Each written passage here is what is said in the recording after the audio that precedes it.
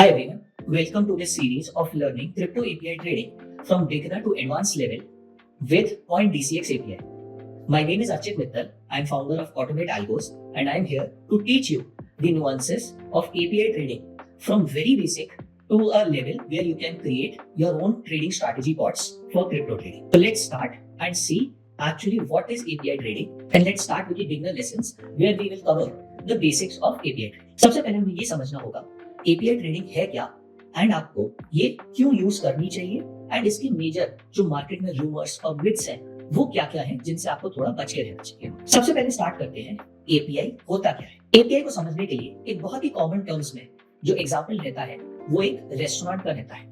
आप जब भी किसी भी रेस्टोरेंट में खाना खाने जाते हैं जो एक ढंग का 3 स्टार 4 स्टार रेस्टोरेंट है, आप कभी भी डायरेक्टली शेफ को जाके ऑर्डर नहीं देते हैं, आप रिसेप्शन को जाके ऑर्डर नहीं देते हैं। आपके पास कौन आता है?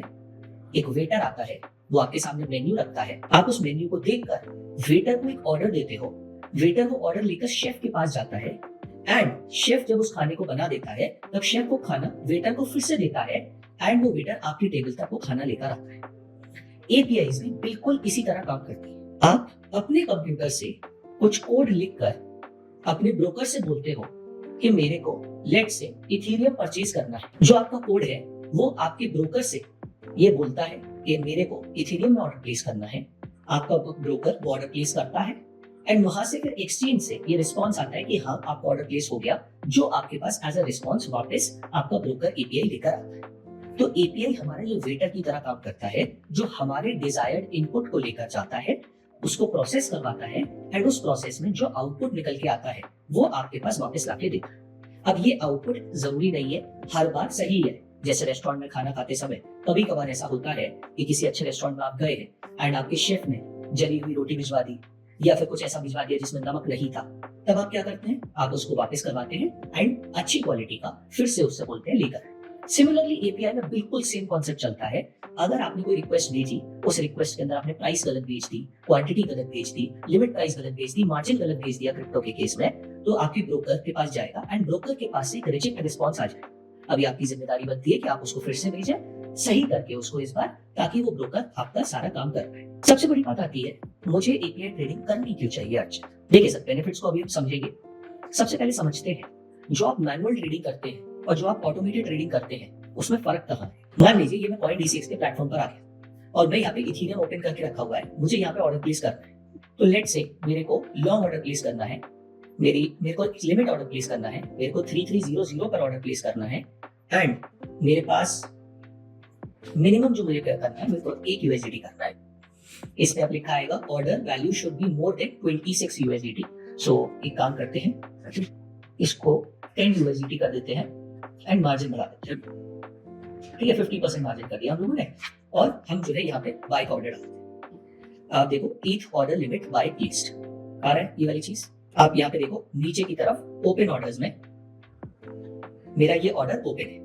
अब मैं इसको अगर मुझे कैंसिल करना है मैं क्या करूंगा, मैं यहाँ पे आऊंगा एंड मैं यहाँ पे कैंसिल क्लिक करूंगा, ऑर्डर कैंसिल सक्सेसफुल। मेरे को क्या क्या स्टेप्स करने पड़े? मुझे सबसे पहले प्राइस देखकर प्राइस डालना पड़ा, प्राइस के बाद फिर मेरे को क्वांटिटी हिसाब से डालनी पड़ी, मार्जिन सेट करना पड़ा मैनुअली और मैंने बाय और सेल करा। यही चीज अगर मुझे एपीआई ट्रेडिंग का एक लॉजिक बना दूं दैट जब भी इथेरियम 3350 के नीचे आए तब तब मेरा बाय हो जाए, जैसे ही 3400 के ऊपर जाए वैसे ही मेरा सेल हो। अब मुझे मार्केट में 24 घंटे बैठना नहीं है कि कब वो 3350 पे आएगा या कब वो नीचे आएगा, कब वो ऊपर जाएगा। मेरा कोड उसको कंटिन्यूअसली ट्रैक करता रहेगा एंड वो ऑर्डर प्लेसमेंट करता है। ये एक सबसे बड़ा फर्क मिल जाता है जब हम मैनुअल वर्सेस ऑटोमेटेड में करते हैं। ऑटोमेटेड ट्रेडिंग आपको लॉजिक्स पर अपने आप काम कर देती है। मैनुअल में आपको मार्केट को देखते रहना पड़ता है एंड वहां पे आपको जाके मैनुअली प्राइस को देखकर ऑर्डर प्लेस करना है। अगर एक बहुत शार्प फॉल या फिर बहुत शार्प अप मूवमेंट आता है, जब तक आप प्राइस मूवमेंट को प्लेस करेंगे तब तक तो जो है ऑर्डर शायद आपकी जो अपॉर्चुनिटी है वो निकल जाए। दूसरा जो मेन चीज है, अब आते हैं बेनिफिट्स पर कि एक्चुअल बेनिफिट्स क्या हैं आपके लिए एपीआई ट्रेडिंग। जैसा कि अभी मैंने बोला, एक तो आपकी स्पीड ऑफ एग्जीक्यूशन बहुत अमेजिंग हो जाता है। आपको जो स्लिपेजेस सहने पड़ रहे थे अभी तक, जो भी आपके ऑर्डर जब तक आप देखते हो तब तक आप ऑर्डर लगाते हो और फिर बाय और सेल करते हो, ये सारा का सारा प्रोसेस ऑटोमेट हो जाएगा अपने आप। जब वो प्राइस उस वाले लेवल पर आएगा जब जो आपने अपने लॉजिक में डाला है, अपने आप वो जो है प्लेस हो जाएगा ऑर्डर। बहुत तेज प्लेस होगा। ऐसा नहीं है कि जो है 3350 पे वो देख रहा है अब हमारा कोड इंतजार करना है और उसके बाद आधे घंटे बाद ऑर्डर देना है। नहीं, ये चीज आपके साथ एक बार हो सकती है कि आपने अलर्टिंग सिस्टम लगा रखा है लेट से, और अलर्टिंग में बेसिकली जब तक आपके पास आया आपने अपने या तो मोबाइल फोन पे ऐप खोला या फिर अपने लैपटॉप को खोला और अपने क्रेडेंशियल्स डाले, बाय ऑर्डर या सेल ऑर्डर प्लेस करा, तब तक तो अपॉर्चुनिटी चली जाए। ये कोड आपका बैकएंड में चलता रहेगा एंड आपको स्पीड ऑफ एग्जीक्यूशन देगा। दूसरा मेन जो है थॉट प्रोसेस है जो पहले से ही सिमिलर है, एक्यूरेसी बढ़ जाएगी। आपको 3350 पे बाय चाहिए था तो 3340 तक इंतजार नहीं करेगा तो वो नीचे आता चला गया, तब आपको इमीडिएट 3350 पे बाय मिल जाए।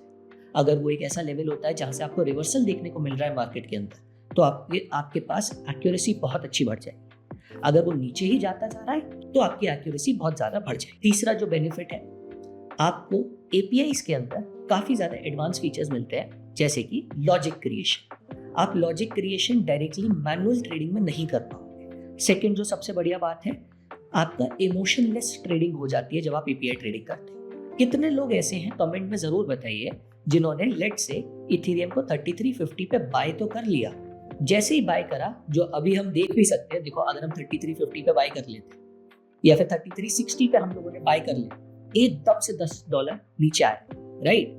कितने लोग आप में से ऐसे हैं जो विद इन अगर 2 मिनट के अंदर $10 या $20 का नुकसान हो जाता है, तब वो उस वहीं की वहीं अपना स्टॉप लॉस लेके निकल जाते हैं, या फिर आप उम्मीद लगा के बैठे रहते हैं नहीं ये तो अभी ऊपर आएगा तब हम देखेंगे तब हम बेचेंगे। ये जो इमोशंस होते हैं, फियर, ग्रीड, होप, एंगर, ये सारे के सारे इमोशंस जब आप एपीआई ट्रेडिंग करते हो वहां से चले जाते हैं। तो अर्चित, अगर इतनी अच्छी है एपीआई ट्रेडिंग तो सब लोग एपीआई ट्रेडिंग क्यों नहीं कर रहे हैं, मैनुअल ट्रेडिंग क्यों करते हैं? कुछ देखिए, हर चीज के अपने अपने प्रोज एंड कॉन्स होते हैं, और ऐसे ही कुछ चीजें एपीआई ट्रेडिंग के बारे में मिथ्स हैं जो मार्केट में बहुत ज्यादा फैली हुई है, जिनको आपको समझना बहुत जरूरी है जब आप इस फील्ड में आ रहे हैं। सबसे पहली मिथ है कि ये बहुत कॉम्प्लेक्स है, कौन बनाएगा। तो ये वाली जो चीज है, जब आप इस सीरीज को एंड तक देखोगे और अगर आपने जो दिए गए असाइनमेंट्स है और हमारा कमेंट सेक्शन यूज करके अपना डाउट सॉल्विंग के लिए ये सारी चीजें आपने फॉलो करी, तब आपको समझ में आएगा कि आप भी अपने लिए एक ट्रेडिंग स्ट्रैटेजी बना सकते हैं। दूसरा है, कॉस्ट बहुत लगती है। 3 चीजें लगती है एपीआई ट्रेडिंग बनाने के लिए। एक, प्रोग्रामिंग लैंग्वेज पाइथन। दूसरा, आईडीई, इंटीग्रेटेड डेवलपमेंट एनवायरनमेंट, जहां पे आप अपनी प्रोग्रामिंग लैंग्वेज को लिख सकते हो विजुअली अपीलिंग फॉर्मेट। और तीसरा होता है आपकी ब्रोकर एपीआई। तीनों चीजें फ्री ऑफ कॉस्ट है। तीसरी चीज आती है रिस्क और सिक्योरिटी कंसर्न्स होते हैं लोगों को कि हम अगर एपीआई ट्रेडिंग करेंगे तो हमारा कैपिटल उड़ गया, तो किसी और ने हैक कर लिया, तो आपको जो एपीआई सीक्रेट की और एपीआई की CoinDCX से मिलती है वो बहुत ही थरो सिक्योरिटी पैरामीटर से होके जाती है, जिसकी वजह से अगर आप वो कीज किसी के साथ शेयर नहीं करते हो, जैसे कि आपका पासवर्ड है, तब आपके चांसेस ऑफ सिक्योरिटी रिस्क काफी कम हो जाते हैं।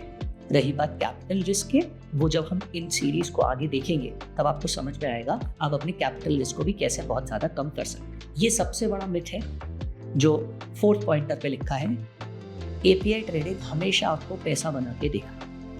दिक्कत क्या हुई है, आज की डेट में जो मार्केट है वहां पे आप जब जो है ट्रेडिंग स्ट्रैटेजीज देखते हो या ट्रेडिंग बॉट्स देखते हो, हर कोई अपने प्रॉफिटेबल बॉट्स दिखा रहा है कि उसकी स्ट्रैटेजी ने 5% बनाया, 10% बनाया, 50% बनाया। तो आपको लगता है, आपको एक इल्यूजन आता है कि अगर मैं एपीआई ट्रेडिंग में शिफ्ट हो जाता हूँ तो हमेशा पैसा नहीं। अगर आपकी ट्रेडिंग स्ट्रैटेजी ऐसी है जो एक कम कैपिटल पर आपको अच्छा प्रॉफिट बना के दे रही है, उस ट्रेडिंग स्ट्रैटेजी को आप एपीआई में लेकर आइए और आपको पता चलेगा कि आप एक बड़े कैपिटल पे बहुत आराम से ट्रेड कर पा रहे हैं। लेकिन अगर आपको लगता है कि नहीं, मैं कुछ भी बना दूंगा एपीआई ट्रेडिंग के अंदर, वो पैसा ला के देगा, तो इस तरीके से एपीआई ट्रेडिंग काम नहीं करेगी। तो ये हम लोगों ने कुछ बेसिक चीजें कवर करी एपीआई ट्रेडिंग की। हमने देखा एक जो डिफरेंस होता है, मैनुअल ट्रेडिंग के अंदर कितने सारे तामझाम करने पड़ते हैं और एपीआई ट्रेडिंग के अंदर वही चीज काफी नॉर्मल तरीके से हो सकती है। आने वाले सेशंस में हम लोग देखेंगे कैसे आप अपने पास ये सारी चीजें इंस्टॉल करके डाउनलोड करके रख सकते हैं, सो दैट अगली क्लास से ही आप एपीआई ट्रेडिंग को एटलीस्ट डेवलप करना स्टार्ट कर दें। तो मिलते हैं नेक्स्ट वीडियो में। कोई भी डाउट्स हो कमेंट सेक्शन में बताएं। And thank you all for joining in this session. Crypto products and NFTs are unregulated and can be highly risky. There may be no regulatory recourse for any loss from such transactions.